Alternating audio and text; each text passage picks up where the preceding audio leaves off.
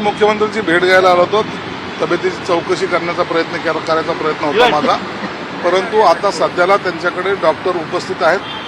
त्यांना ते चेक केलेलं आहे, त्यांना एक डोस दिलेला आहे आणि त्यामुळं मुख्यमंत्री आता आराम करतायत. डॉक्टरांनी त्यांना कम्प्लिटली बेड रेस्टचा सल्ला दिलेला आहे, म्हणून ते आता कुणाची भेट घेणार नाहीत, कुणाला भेटणार सुद्धा नाही. सर, जागा वाटपचा तिढा अजून सुटला नाहीये, कारण की अंतिम तयारी आझाद मैदानावर पाहायला मिळते. शपथ जागा वाटपचा तिढा हा फार किरकोळ गोष्ट आहे, तो आज किंवा उद्या सुटून जाईल. फक्त आता मुख्यमंत्र्यांच्या नावाची घोषणा करणं पक्षश्रेष्ठीचं बाकी आहे.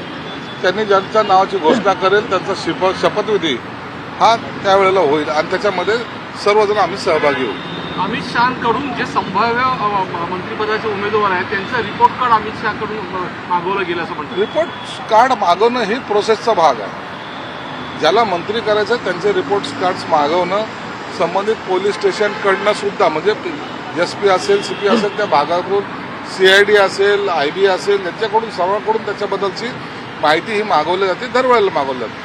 मग तशी मागवली असेल तर ते काही चुकीचं नाही. मागून नंतर व्हेरीफाय केल्यानंतर मंत्रिपदाची शपथ दिली जाते. काय तर मुख्यमंत्री उपमुख्यमंत्र्यांचं पद घेतील का, किंवा गृहमंत्री पदाचा पेच अजून देखील कायम आहे? मुख्यमंत्री तब्येत चांगली होऊ द्या, त्यावर ते स्वतःच निर्णय घेतील. सर, आजारीपणाचा बहाणा हा फक्त शिंदे सरकारकडून केला जातोय असं विरोधकांचं म्हणणं आहे. विरोधक काय म्हणतात, एकनाथ शिंदे आहेत. ते असे आजारपणाचे बहाणे करून पळणारे नाही, ते लढणारे आहेत.